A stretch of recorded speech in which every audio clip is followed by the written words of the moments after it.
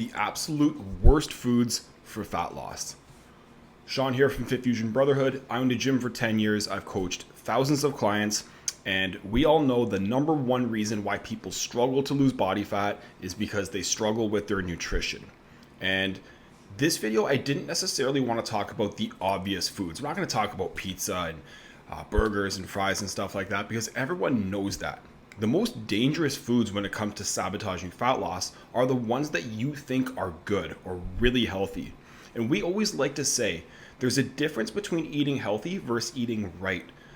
If you have specific goals, you have to understand that that's going to require specific things within your diet. So it's not just about eating food that is quote unquote healthy. It's about making sure that you're managing your calories, your protein, and eating towards your specific goal.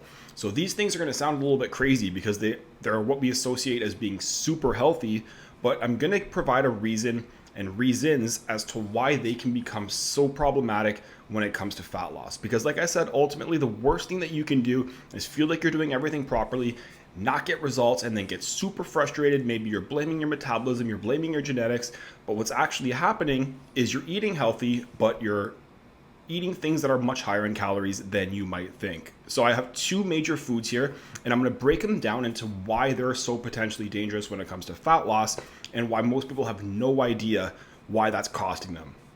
Okay, so the first one here, salads.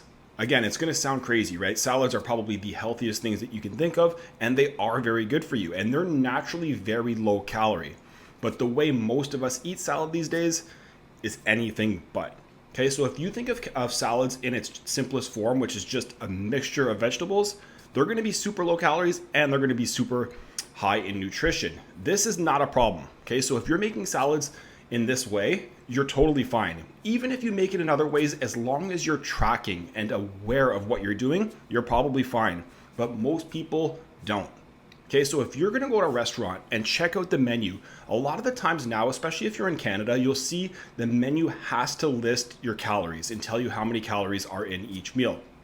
I guarantee at least one, if not more, of the salads on that menu will have higher calorie content than the burger and the fries, right? Even though it's healthier, still more caloric dense, so it becomes a calorie bomb. Okay, so what's happening here? Even when you're making salads at home, you might think they're healthier because you're making them, but chances are you're doing one, if not more of these things, which is really contributing to the additional calories in your salad. Okay, so the veggies are never a problem at all. If you literally just had a mixture of vegetables with your salad, you're good to go. That's not what I'm talking about here. But what we do is we tend to have layers and we start stacking things, right? So step number one, we have salad dressing. Some much worse than the others, but most of them are still very calorie dense. This also goes for other foods when we're talking about condiments and oils and butter, by the way. Okay, so keep in mind, somewhat related, not related to salads, but condiments, oils, butters, cooking stuff really makes a big difference. So the salad dressing, that's the first layer. Usually they're very fatty, they're high calories, they help make the food taste way better. But you don't stop there, right? Maybe you want to add some cheese. So you add some cheese for texture, for a little bit extra flavor. But once again, cheese very high in fat, which also is very high in calories. And we tend to do way more of a serving size than you might think. That's great, but you might want more. So what do? You start adding nuts.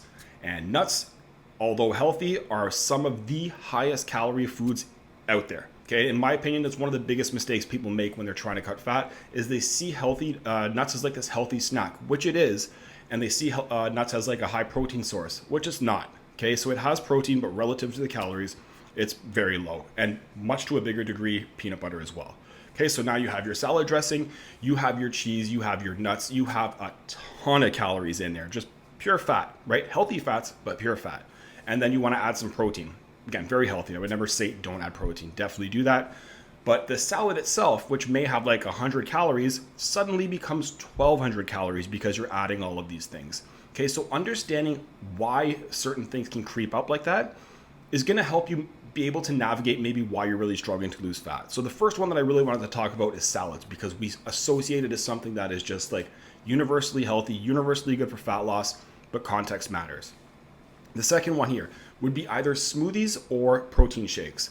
Once again, if you do these the right way, they're a great tool for fat loss. Some of the best things that you can have. But just like I said with the salad, we tend to add layers and add ingredients. So something that has a very healthy and low calorie base suddenly becomes a calorie bomb. Okay, so the basis of a protein shake, you could say something as simple as water and protein powder, right? If you wanted to add frozen fruit, which I would recommend as well, still great, not a ton of calories, that's fine, but now you're starting to add a little bit. Maybe you don't want water, so you add milk. Instead of adding milk, by the way, my suggestion would be if you do want a little bit of that dairy feel, even though it's not actually dairy, do some unsweetened almond milk, helps a lot more. But yeah, now you have protein powder, you have milk, you have fruit, but you're like, that's still not good enough. I want something else that's gonna make it taste better. So you do a scoop or two of peanut butter, which ton of fat, not as high protein as people think, and it's a calorie bomb, right? It makes it taste way better for a reason. And then you still want more. Someone told you that it's really good to add chia seeds or hemp hearts in there. Again, healthy, great fiber, good in moderation, calorie bomb. You start adding that as well.